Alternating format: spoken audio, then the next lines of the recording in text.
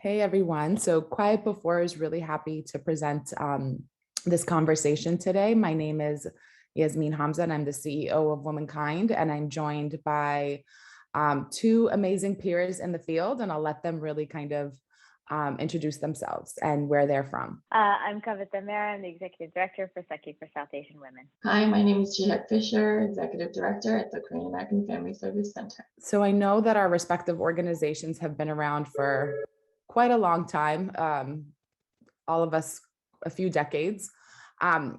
It would be helpful for us to kind of start and each of us maybe tell a little bit about what our organization does. I love the way you framed it a few weeks ago. You said between our three organizations, we serve the community over 100 years, which I thought was really powerful and encapsulating the remarkable work that our respective institutions have done. And thank you so much for this conversation and for bringing our voices together. So SAKHI for South Asian Women works with South Asian survivors of gender-based violence here in New York City. We've been serving the community for 32 years now. We're the second oldest organization of our kind.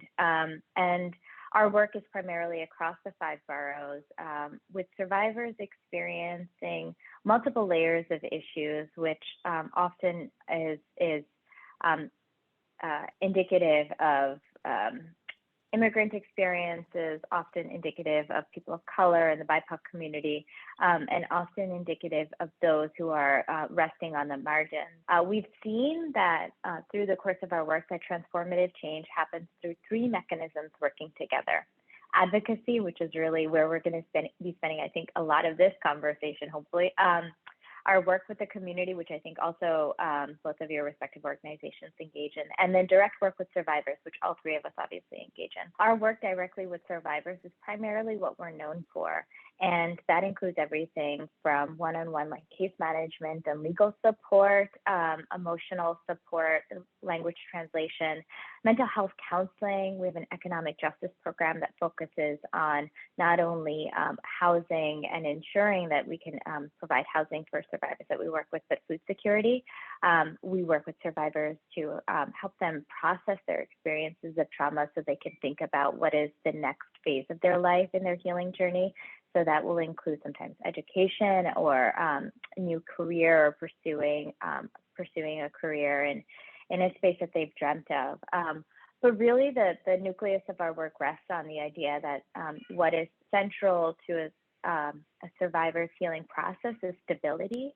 And a lot of our programming is designed around the elements in which recognizing that survivors have complex lives. They are enduring complex experiences, and for that reason, we want to respond accordingly. So the Korean American Family Service Center, we've also been around for 32 years, providing social services to immigrant survivors of gender-based violence. We have a lot of different services and programs that have evolved throughout 32 years.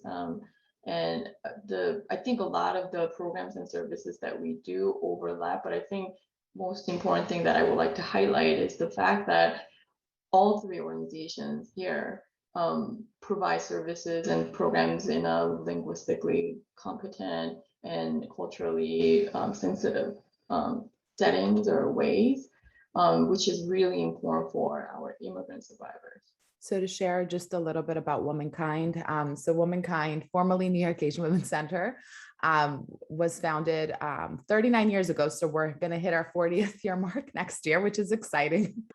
We started off, it started with a group of students and activists who recognized the fact that there were no services for Asian survivors at the time that were experiencing domestic violence. And from there, we were born. Almost 40 years later, we've work to also incorporate services for individuals who've experienced sexual violence, as well as human trafficking, and just for survivors of gender-based violence in general. Our work is done across the lifespan, so we recognize that individuals will experience different forms of gender-based violence across different parts of their lives.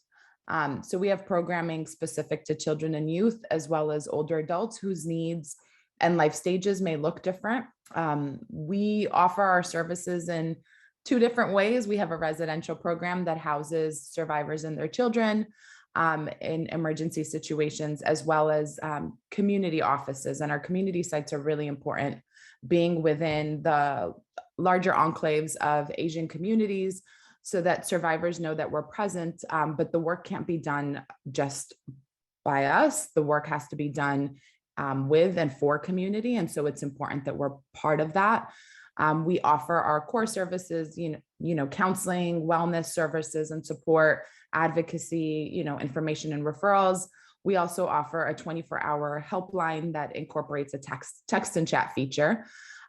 We have legal services, family and immigration law, as well as economic empowerment support, and programming that is really focused on community education and outreach, to help shift the narrative around gender-based violence and to work with communities to really address it head on. I think, again, like we're talking today about advocacy, there's definitely a component of advocacy. Oftentimes we find that our survivors continue to experience systematic barriers that make it difficult for them to engage in their path to healing. And so it's really important that we work not in isolation, but in conjunction with our peers to really address the needs that our survivors encounter. So I know that our orgs have historically worked together. What are, I guess, maybe some programmatic ways that we've seen over the years that we've come together to really address and support survivors, AAPI survivors in particular? I know I can share, for example, a few years back, SAKHI and Womankind worked together to host a job fair.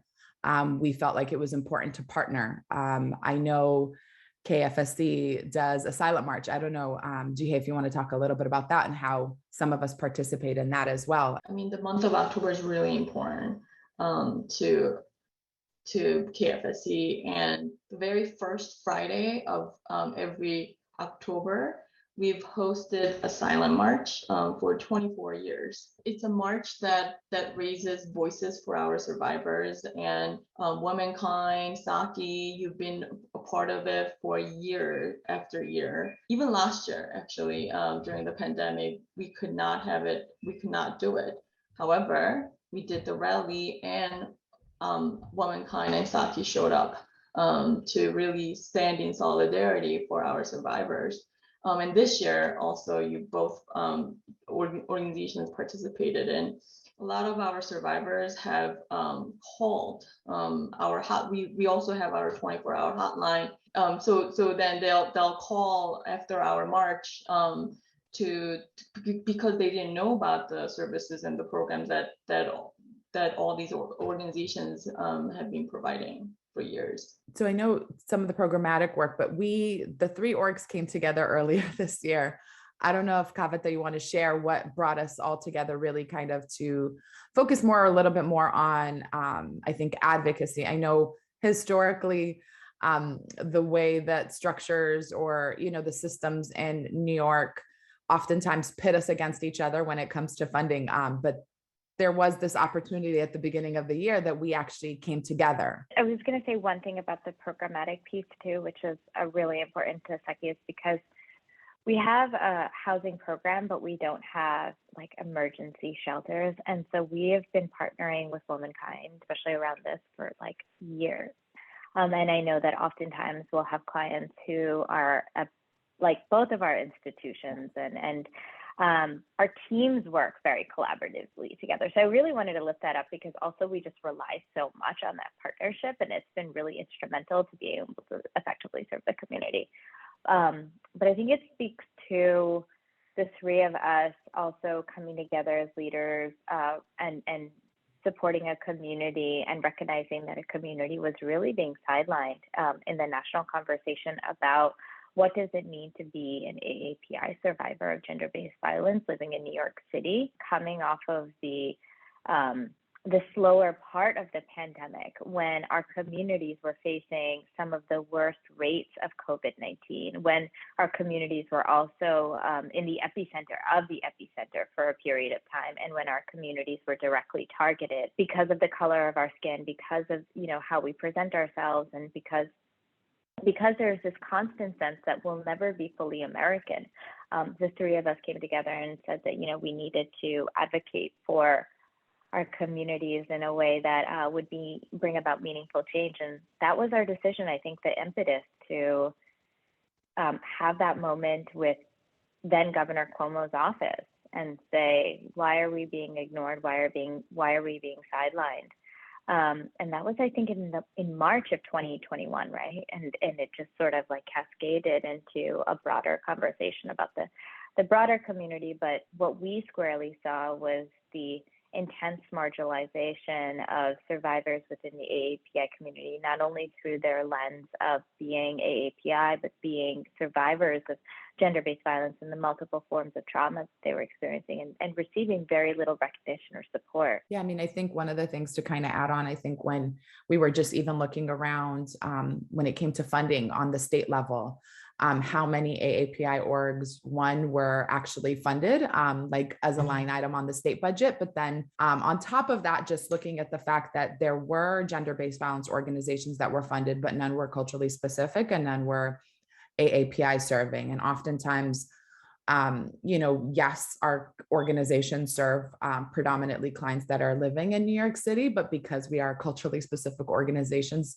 we do get clients from all over the state as well. The state of New York hadn't really invested through the state budget itself to really kind of address the needs of AAPI survivors of gender-based violence. No. I just wanted to add about how it came together for our ask to the state, particularly the governor's office. But even before the ask of this funding, I think I'd be calling Yasmeen or Kavita for some advices or resource sharing because of the impact of the pandemic for our survivors. So I think this whole process was very organically done, which it was effortless for us to get together and, you know what, we really have to stand in solidarity and ask for this very essential resources. Yeah, so I know that the three of us came together, reached out to the governor's office with an ask and a meeting. And from there, I know that we met with them, talked about the needs of our community members, but around that time, there was also, I know the governor's office themselves and the governor had made disparaging remarks, in particular around the impact that COVID and the increase in anti-Asian hate had on Asian communities. So how did we move from like the three of us coming and saying, this is the need for our communities to a much broader kind of ask? I guess, what did that look like for us in particular as the three orgs? I think there was some like overt racism that was coming out of Albany from the governor's office about sort of, one, I think that the use of the term, I believe it was China virus. And then I think what we also were hearing was that it wasn't an issue and it wasn't something that we need to focus on. And the experience of a gendered issue of like within the scope of the AAPI community was not something we need to focus on. And then literally like a few days later, the shootings in Atlanta happened. And the national conversation really started to focus on the fact that, several women were targeted because of their gendered identity and because of their ethnicity and because they're part of the AAPI community. They're hypersexualized for their presentation and who they are. And then it started to shift, right? And so then finally there was like a national consciousness, a reckoning. And then within New York State, I think also just there became the mobilization through really strong elected officials as well, Senator Liu, Assemblywoman Lynn, who were just really mobilizing also part of the community to recognize this need. And then we partnered with CACF and CPC. That's how I remember it, but all of it is such a blur. I just remember lots of text messages and long nights. So I know we were talking about, kind of the start of the work. I think it would be helpful for folks to also know more about what we did, the three of our orgs behind the scenes, right? Because there was a larger push for, I think, just for funding and recognition of the needs of AAPI communities in New York, which historically have been underrepresented on the state level as well as underfunded. But I think what was unique for me in working with you both is some of the back end work that we kind of organically agreed upon and did to ensure that, voices of gender-based violence in particular were not lost, and support for gender-based violence survivors was not lost and put, sidelined. And that, the recognition of what had happened in Atlanta and the intersection of racism and misogyny and how that impacts the communities in particular that we serve. So what are some things that we did on the back end around collectively collaborating, that I think bringing us all together, and kind of pushing for one larger issue is amazing. But I think we agreed on things on the back end of ways we would kind of approach it and address it. I mean, one thing that stood out to me was this was then Governor Cuomo, how we were going to thank him, simply just thanking him, knowing what was going on, the scandals that he was facing. I remember having a lot of conversations around it, and also just simply writing advocacy letters together, putting lots of time and thoughts into it, choosing each word very carefully. But also for KFSC, this is really first time doing state level advocacy work. And getting some expert knowledge from CACF and CPC, that was also very helpful. But I think as we were having the conversations around the really clarifying our needs, but also what we're asking and where we're standing, I think that also impacted sort of the day-to-day, the narrative that KFSC would put out. I think, and Jeehae, you said this, you didn't say this exact term, but you described it so beautifully and it resonated.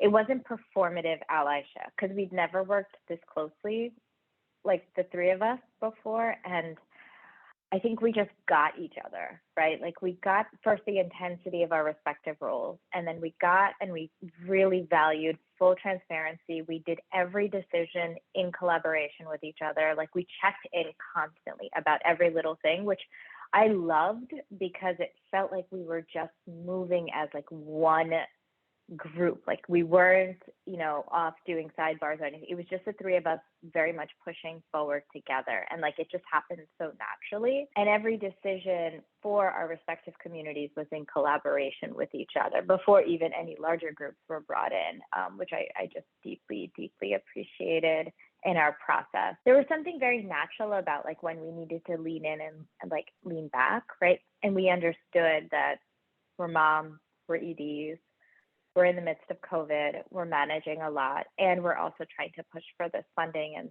so I think we just got it, and we just understood each other in a really intimate way, which is beautiful. Jeehae said it too, because we were asking for funding at a time, and, it was Governor Cuomo, and there were a lot of allegations of sexual harassment, the fact that our three organizations work on issues of gender-based violence. I think it was important for us to also kind of stand and, our own values around ensuring that survivors' voices were heard and not silenced. And what did that mean for us to then, stand in solidarity with a governor who was being accused of harming, and to thank, him for the support that we had, and how that was different than some of our other peer organizations, because of the work that they did. On the back end, we had multiple conversations, right? Outside of the larger group discussions on that, really kind of touching base with one another on how each org felt and how do we collectively then kind of approach it with the larger group. That was one piece, but I also think there were other pieces of what should the funding look like? What should the asks look like? Conversations that the three of us had first to kind of hash out what were some issues that each of our orgs may have, and what are ways that we can then kind of come up with a collaborative response of how we felt about certain circumstances. How was this different than I think we've seen in past times of, requesting funding and so forth? It was such a different process for me, because when we ask for example, city funding, it's always been, I'm only thinking about KFSC, the impact of the funding impact of the KFSC, what would look like for next year. But for this year, for this state funding, it was really 3 of us, and I was able to really think more on a larger, like macro scale, the impact, the positive impact that will bring to all our survivors across New York State, and beyond. That was very, very different. And just having sort of the support system from Yasmeen and Kavita, that was really, I think that really helped me going through the process, but not only the process, but also pandemic itself. And one thing I want to also highlight that we as we were discussing in a very thoughtful way, we also had new ideas. Like I know Kavita like reached out to the reporters, and we were trying to highlight the survivors' narratives, the stories, to really lift their voices. And I think those were the, I would say, small victories throughout the process. And this is so new to the 3 of us, right? I don't think our respective institutions have advocated for state funding in this way before, and trying to push for what we were hoping for, which was line item funding, which, you know, we're still hoping for our communities to be seen and heard in that way. What you said, Jeehae, really resonated, right? Like thinking more broadly about the movement and all AAPI survivors, like it really did force that out of me as well, right? Which is like, this is not a SAKHI thing, this is a movement question. And how are we positioning the work of all of our communities? You know, some of this advocacy work was, you know, the first time some of our orgs have done it more on the state level. We've done city advocacy. We may, you know, sign on to different things. How has that shaped kind of the future for the 3 orgs around what does next year's budget look like? Or what does advocacy look like for culturally specific gender-based violence organizations moving forward? One thing is that I'm also learning a lot about this process, how the decisions are being made behind the door. That was a really good learning process for KAFSC. But for moving forward for the future, I think putting together a strong narrative as an organization that serves immigrant survivors, I believe that there's a whole set of different needs because being the immigrant survivors. And I think putting together that strong narrative, it will be also helping us shaping the direction of where our services and programs might be. You know, we sit on the margins at times in the AAPI community. We sit on the margins sometimes within the gender justice movement or the gender-based violence movement. I think one of the things that is our unique position for moving forward is to say, like, our communities have complex experiences, and we don't fit into clear buckets, right? Like, we're often sidelined within the API or GBV community. So how do we educate those who have power and like can disperse like funding to demonstrate that, you know, we should be recognized in both of those spaces, that we can't be ignored if in either of those spaces because they're so integral to our work. I think we're like straddling that question, like very much so, right? Because our alignment is both with the AAPI community as well as orgs that serve the GBV survivors. One of the things I think that we talked about was, what does it mean to advocate moving forward, right? What does it mean to continue to push for funding for AAPI communities? But then also, what does it mean to push for funding for gender-based violence organizations, in particular ones that are culturally specific? So I know we discussed what does it mean to bring in some of our peer orgs that are also serving marginalized communities that are culturally specific. What does it mean to kind of advocate both with legislative asks as well as to the governor's office of ensuring that organizations that are intersectional, right, that are looking at a culturally specific group, but are also working on gender-based violence issues are not left on the sidelines, because I think we all deal with this. We're always kind of in different spaces that we're in, and maybe not for funding purposes, but for just asks and pushes around legislation and policies of like, hey, don't forget our community's voices, or don't forget the survivors that we work with. Don't forget the experiences and barriers that immigrant survivors face. How do we work to recognize that not all gender-based violence survivors are experiencing similar things? The barriers that they face may look different, And so how is that movement more inclusive of the voices of our communities? And I know we talked about what does that mean for us next year to advocate, both and straddling both of those kind of movements, right? Where do you guys hope that in just kind of talking it through, like what do we hope to, I guess, see in future budgets or, in future asks or decisions that government makes around working with gender-based violence survivors or working with AAPI communities? I mean, my short answer is to get into the executive budget line item. Yeah, and I don't think that we should have to be forced to pick, right? Like if the AAPI community is being recognized for its experiences, which it should be through the budget, and survivors are being supported through the budget, we shouldn't have to straddle either one of those spaces, and we should actually be, exactly to Jeehae's point, a line item in the budget. What is it? The national average is like 1 in every 4 women in the country experience gender-based violence. For the South Asian community, it's 2 in every 5. The rates of gender-based violence are just higher in our community, and I'm assuming it's probably the same way across the Asian diaspora or the Asian American diaspora. And if that's the case, then why wouldn't we be recognized for a community that is experiencing like higher rates of gender-based violence, where mainstream organizations are on that line item? It just feels like, again, we're being sidelined. Funding discrepancies and survivors' voices has been a long time issue that many of us have talked about for decades. Why now do you both think that we kind of came together? Like, why, this could have been a conversation we had 5, 10, 15 years ago. What do you think was the integral moment this time that really kind of helped shape this collaborative and pushed us in this direction? Especially after the shooting in Atlanta, that really brought the light at KAFSC internally, because one of our clients actually was friends with all of them. Like, it was a tangible pain that all of us were feeling with our survivor. For me, I think I mentioned this before, but the facing with the pandemic and also the rising Asian hate crime, I felt that the whole process was very organic.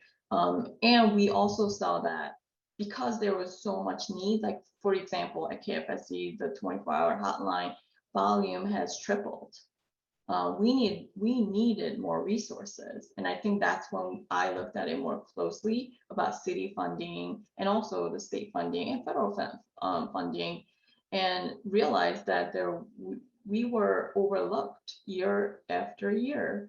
And it was critical that this has to stop. We need to really stand up and ask for our needs. I feel like we're at a moment, right? Like, just there's this like social political moment, and it's a combination of like multiple things that allowed for our voices to be seen and heard in a much more powerful way. Part of that is, the result of the pandemic. Part of that, I think, is we are nationally also recognizing like what the experiences are of Black Americans in this country, and like what happened through the course of 2020.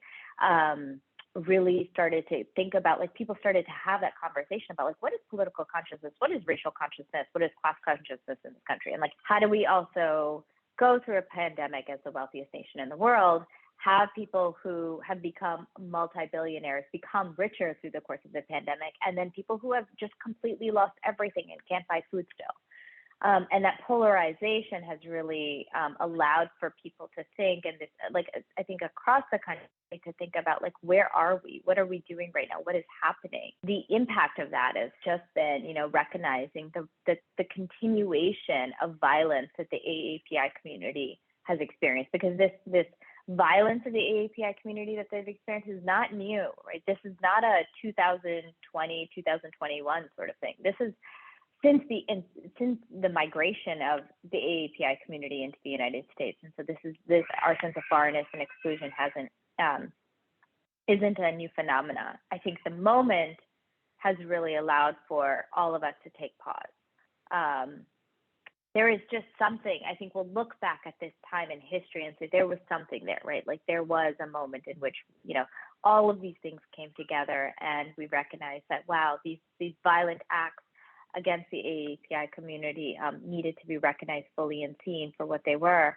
And hence the result of, Stop AAPI Hate and then of course what had happened in Atlanta really brought that to the forefront. I mean, I think to add to, I think, yes, our organizations have worked collaboratively over the years, but I think with the impact of the pandemic in particular on AAPI communities, I think the underreporting, I always say like our survivors, these were all issues that they were dealing with before, but just really got heightened by the pandemic. And so, a lot of our clients were experiencing poverty, but what did it look like where now job loss, food insecurity. And I think one of the things I saw was organizations coming together to share resources. And I think it was, if there were funding opportunities, people sent them out to one another like, hey, did you see this? What are ways that we can kind of connect each other? Because I think it was looking at the greater good of communities and the communities that we all shared and worked with. I think Kavita said it at the beginning, we have shared clients. Our community members are experiencing the same things. And I agree, it's the reckoning of recognition of what's happening in our country. And I think people wanting to feel the need to do something. And this was a way that we could kind of come together and advocate. These issues have been historic, right? Like there's always been lack of funding for culturally specific organizations. We're often left out and underrepresented on the state level, on the city level, on the federal level.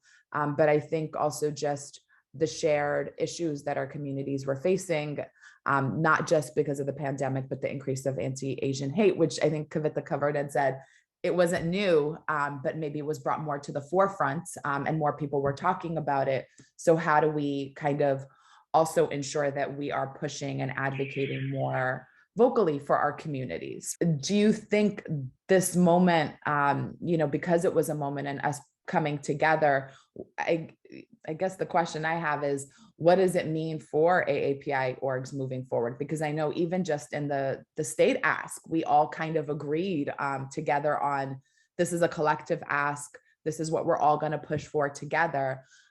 Do we hope to see it continue, and how do we hope to see it, I guess, expand in the coming years?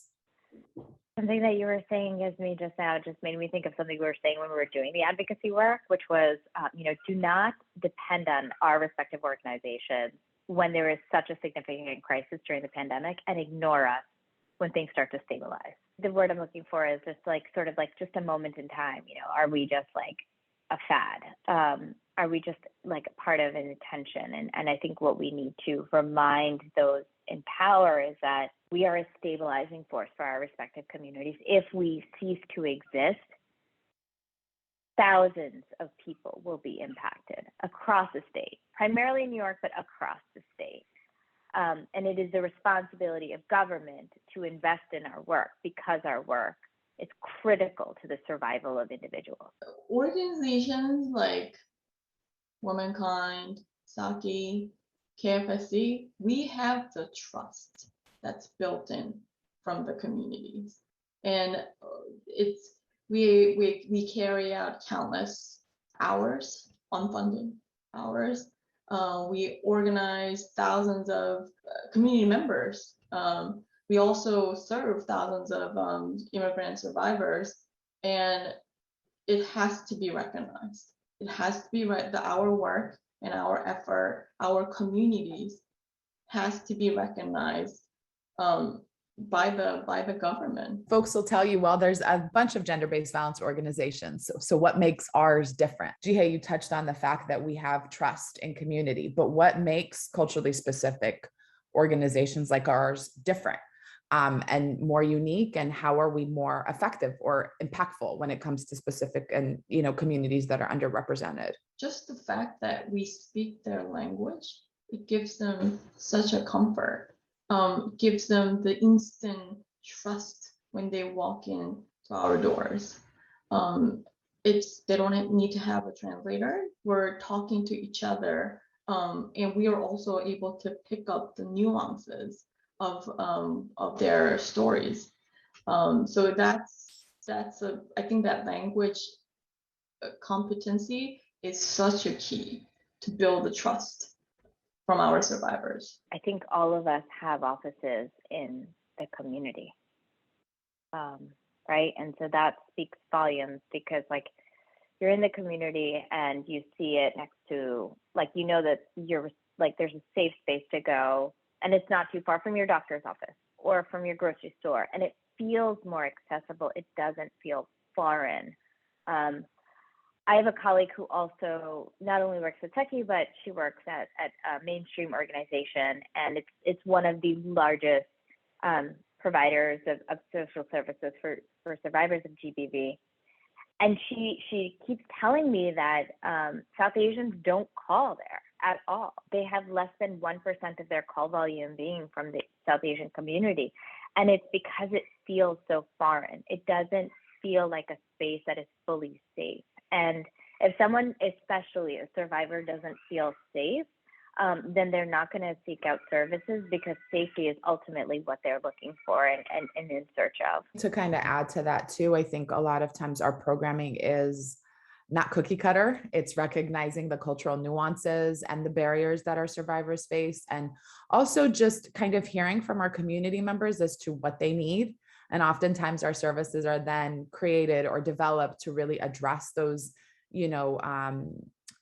ongoing needs or needs that are popping up, because there was an increase in, anti-Asian violence. It wasn't just providing support for their experiences around gender-based violence, but, what did it mean to be an Asian survivor walking around in the city at a time that, you were fearful of being harmed? So like taking those things into account as we talked about what safety looked like, or as we were thinking about like our programming, and the nuances that are survivors and the different intersection, looking at it from an intersectional lens, right? What does it mean to be an immigrant survivor? What does it mean to be an AAPI survivor? What does it mean to be a survivor that's living in poverty?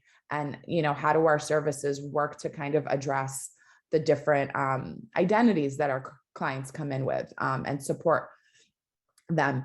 And so I know within this process, we culturally specific organizations bring a lot to the table.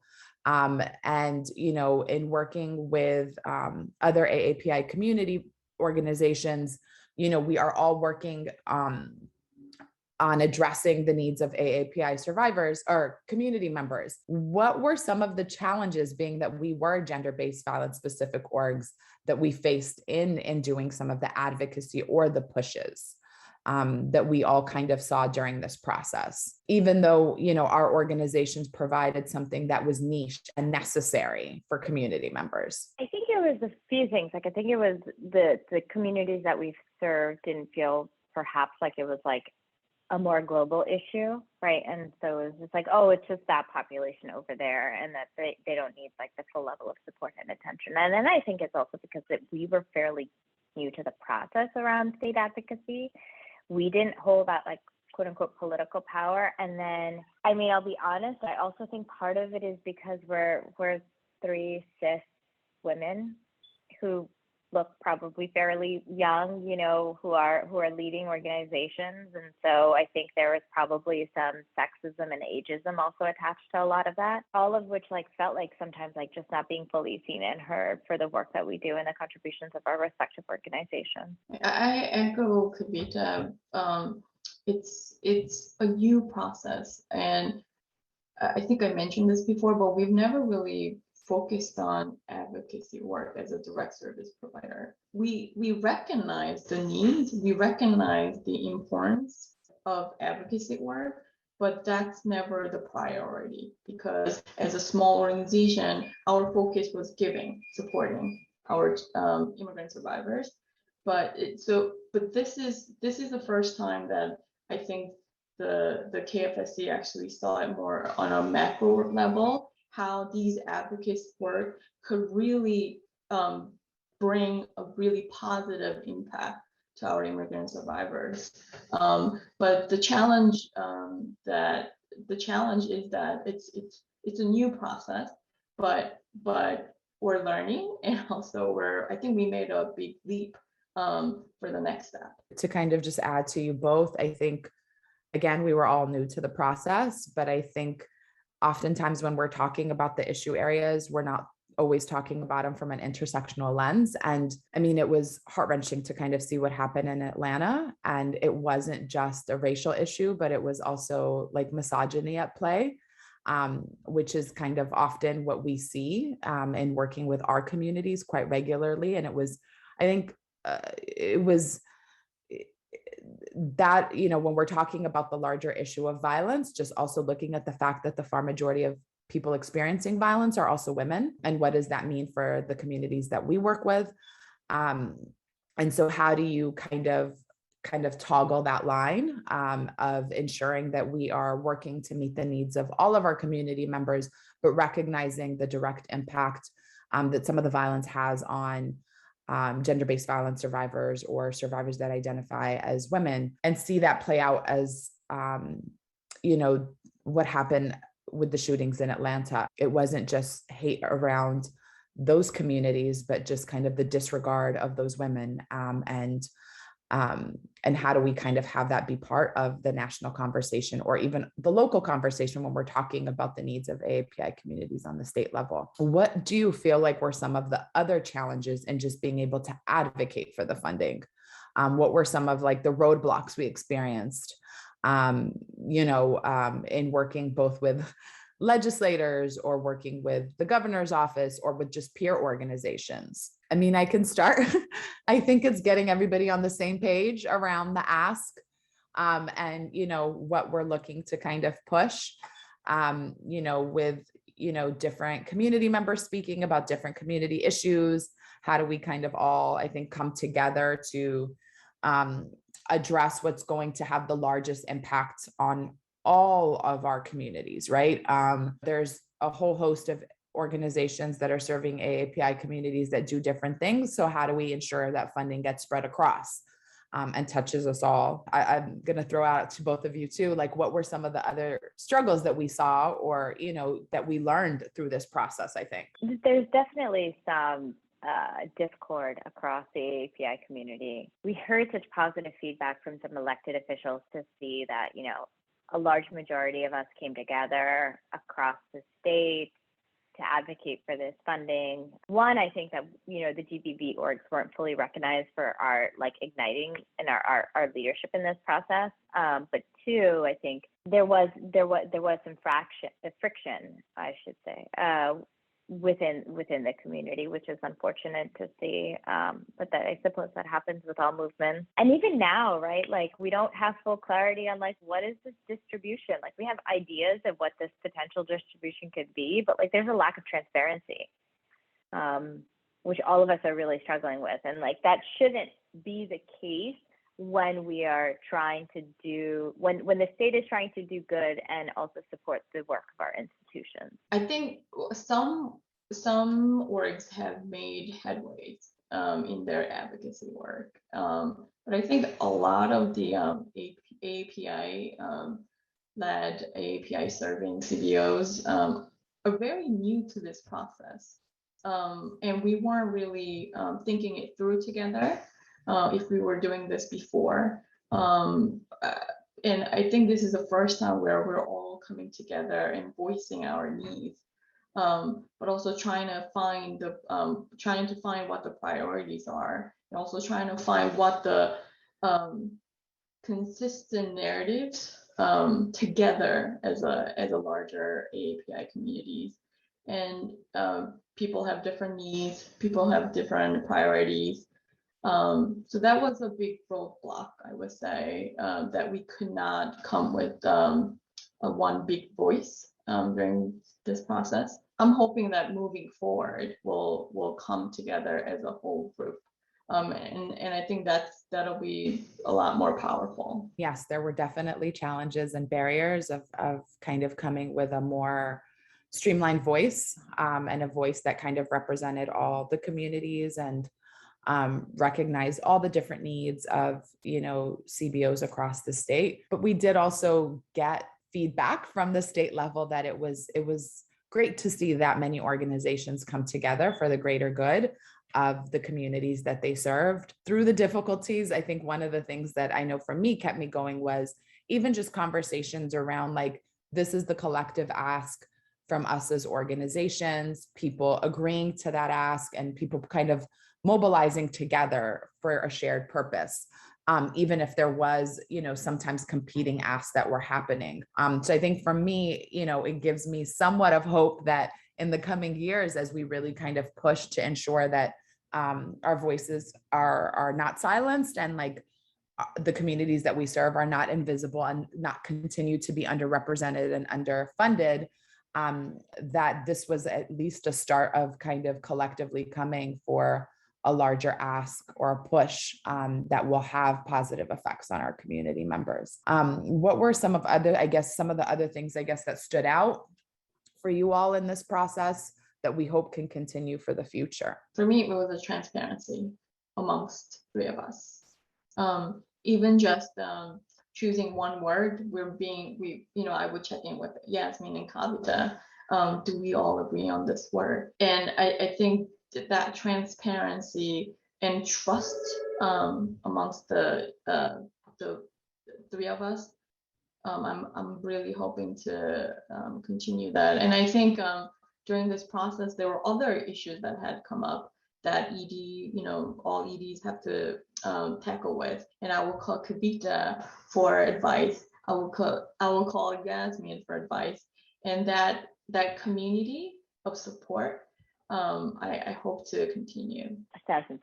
It really felt like such a great collaborative, safe space at a time where it was also just really intense too, because we're putting out fires also in our respective organization as there was just such intensity in terms of and a spotlight on the AAPI community. So we're being pulled in multiple directions. I loved that, and I think we continue that internal synergy, that relationship. So that feels so good. And then I think to the point we were talking about earlier is how do we explore this type of funding to be more expansive for organizations that have an intersectional lens, and are squarely within an intersectional lens, and lift up those communities as well. So I'm hoping that can continue or build.